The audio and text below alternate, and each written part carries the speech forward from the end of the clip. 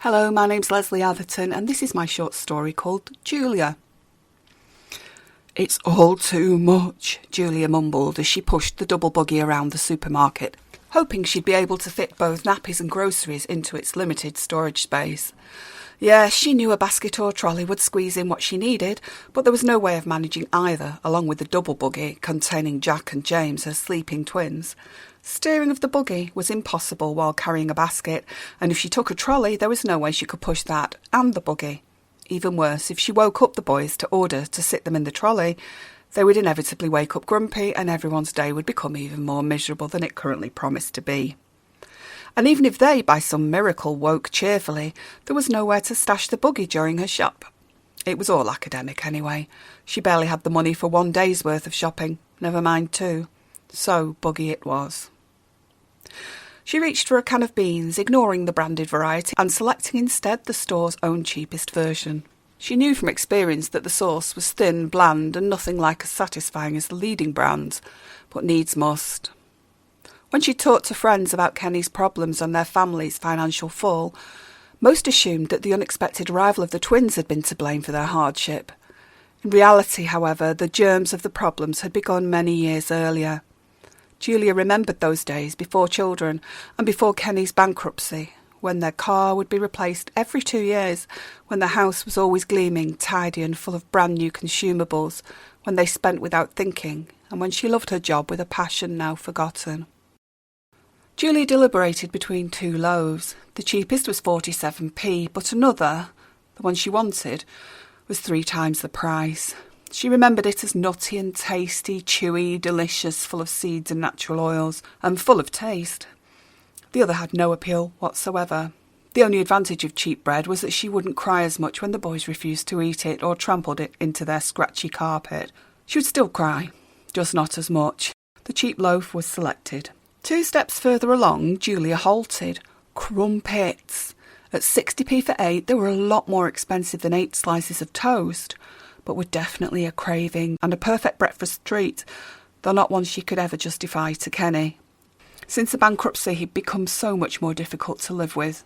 Her family were worried, but it wasn't his fault. She knew he would be back to normal once the money situation was sorted, though she was beginning to wonder just how long it would take.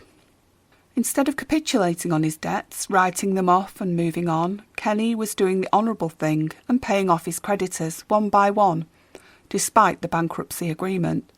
Friends, workmates and family first. That took almost their whole first year. Then he'd begun on the utilities and loan companies. Some refused to accept his payment, and others found it couldn't be processed by their computerised systems. But, obsessive and principled, still he tried. His salary was reasonable, but once the monthly rent, bills and public transport costs were considered, there was only £200 left over, and that was just enough to survive, eat adequately and get by. But most went to their creditors, leaving Julia £80 a month for food, nappies and everything else. £80. Julia was exhausted by Kenny's promises of better times, exhausted by scrimping and saving every scrap. She was frustrated too, as the kids needed things now, not in 10 years. But she knew that Kenny needed to pay back debt for his peace of mind, and she admired him for it, watching him lovingly as he made meticulous notes in an old-fashioned ledger every night. If only he could get a job nearer to home. If only he would allow them to go to a food bank or ask for help. But his embarrassment and deep sense of shame were too strong. They'd lost their home, their cars and most of their belongings, and were left with what?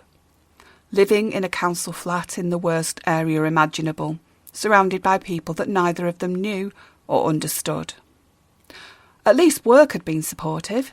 His colleagues, initially surprised and wondering whether company embezzlement would eventually be added to his list of moral and financial sins, pitied Kenny when they realised he'd been as straight as a die. They pitied him becoming homeless just as Julia fell pregnant. Some even pitied him because he hadn't defrauded the company. "You a madman," they'd say. "You could have given it back when you were straight again. It would have been easy." But Kenny wouldn't. He couldn't.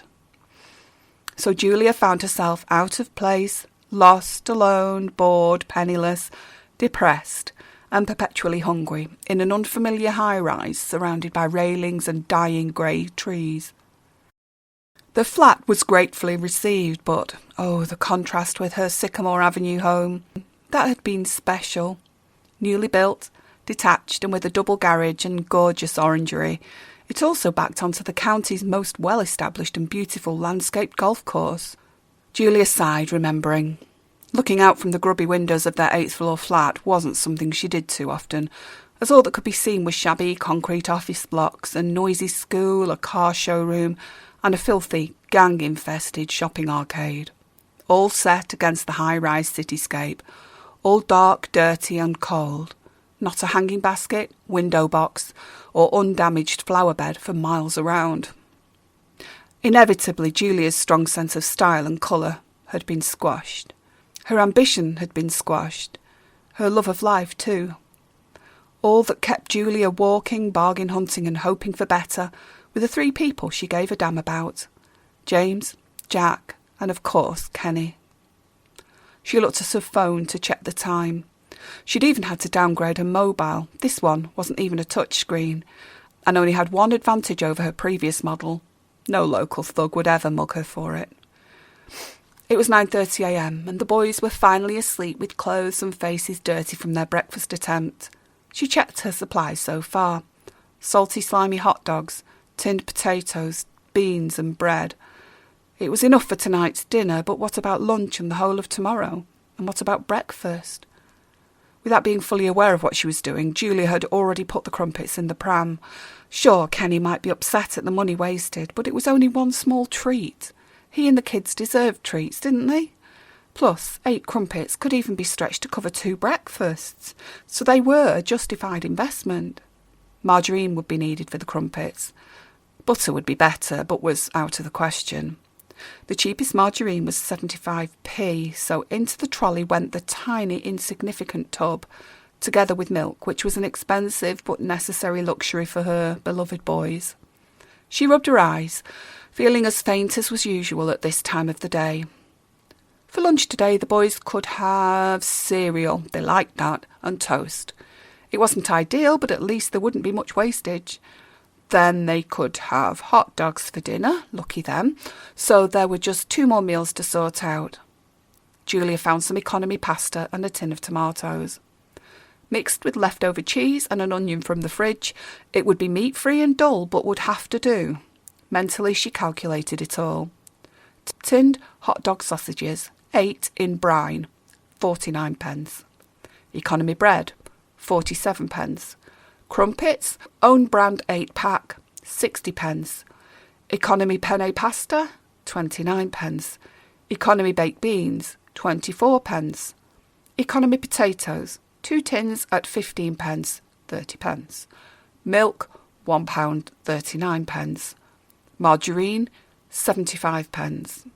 How Julia longed for olives, tapas, cold meat, fresh fish, salad greens, scallops, wild rice, artisan bread, and desserts that melted in the mouth and melded satisfyingly into the body fat.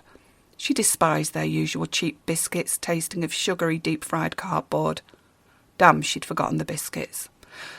Economy rich tea, 23p. Economy ginger nuts, 25p. She opened the calculator on her phone to double-check her mental arithmetic. She was a few pennies out. It all came to £5.01 so far for shopping that would or should last them till Friday's payday. They wouldn't be full or satisfied, but wouldn't starve either. Then the realisation hit her and tears came to her weary eyes. Nappies. No way would the nappies at home last till her next shop. So she trudged to the baby section, hoping the boys wouldn't wake up and demand toys, dummies and brightly packaged toddler snacks. She chose the cheapest nappies, of course, despite knowing that they didn't last long and that she would have to be extra careful about nappy rash because they weren't anything like as absorbent as the better ones. She struggled along, nappies stashed under her arm. Economy nappies, 20, £1.41. So, with the nappies, that was £6.42. Anything else? Hunger overwhelmed her in the rush she'd learnt to ignore. Julie would manage.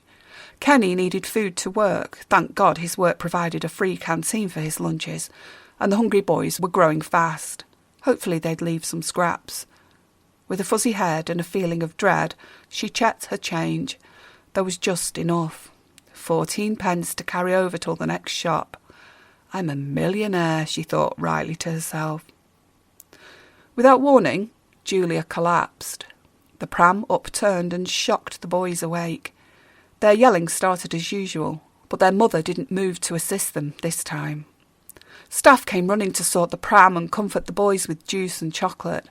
They were enraptured by the attention and sweet food and totally unconcerned about the unmoving shape of their mummy, still lying on the filthy supermarket floor.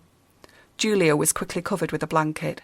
2 of the shelf stackers sat on the floor next to her, reassuring her that all was okay and that an ambulance had been called. She should just stay still. Everything was in hand. Jed, assistant manager, an all-round good guy, looked for her phone to contact her next of kin and found her last text to Kenny. When will you be home? Overnight tonight? Bingo. As he walked over to Julia again, Jed glimpsed the meagre supplies in this poor lady's pushchair. A regular, they'd spoken a few times as he'd admired her children. Today her slender frailty touched him. At the hospital, Kenny arrived, shocked and shaken, finding Jed at his wife's bedside. Julia was ashen and barely conscious. "You're Kenny?" asked Jed. Kenny nodded limply. "I'm from the supermarket and came with her in the ambulance." As Jed talked, Kenny stared at Julia, wanting to hold her, but scared to burst her protective bubble. "Where are the boys?" he eventually asked. "Don't you remember on the phone? You asked if I'd put them in the store creche for a couple of hours. You said you wanted them to have a bit of a play while they waited for the daddy." Kenny began to cry as he looked past his own misery for the first time in months. He felt the flimsy, weakened arm of his much diminished wife and sobbed. "Yeah, that's right. Oh, my God, what's wrong with her? My lovely Julia, what's wrong with her? She's all skin and bones. It's my fault. Cared more about my own embarrassment than our family." So, slowly and tearfully, he told Jed everything, hoping for redemption, hoping for forgiveness, hoping for hope. "I've got to stop," Kenny told Jed. "We've got to make the best of what we've got now. We have to make friends here. We have to start again, properly this time, and put the past behind us. Julia has to eat properly. I've punished us all enough. She's sacrificed everything for me and the boys." "I've been thinking," Jed said, "I could probably sort you out with work at the store. There's the free employee creche, so you could both work again if that's what you want. It wouldn't be straight away, but we're expanding in a few months and need new people, trustworthy people." Kenny smiled and touched his wife's hand. "We'll see," he said quietly. "One step at a time, but thanks, mate." As he spoke, Julia opened her darkened eyes and blinked uncomprehendingly at the pair of them. "Where's my babies?" she croaked. Kenny squeezed her hand. "They're having a whale of a time, and so will we. Just get well. We're going to do things so differently now. Real life and real fun." Confused, she didn't see the hospital room and remembered only the supermarket. She was still back there. She hadn't heard his words properly. "Oh no," Julia croaked. "I've lost the pushchair. Where's the shopping? Where's my purse? Where am I?" And looking at her husband, she cried, "I'm so sorry. I don't know what happened. There's no dinner for anyone tonight." Jed was happy to put her right. "The boys are stuffed full of chocolate, crisps and fruit juice, plus they'll get lunch at the creche. And this is a little-known fact, but when a person falls ill in our store, we always donate a hamper of food to Speed Recovery. Kenny can pick it up when he collects the boys later." The store did no such thing, but Jed would, just this once. And so, with hopes of new careers, new friends, and eventual acceptance of their new reality, and new communications between them, their future began right there. There would be a new beginning for Julia, Kenny, Jack, and James. No guilt, no pain, no starvation. It wouldn't be the high life, but it would be a good life. And yes, all 4 of them deserved it.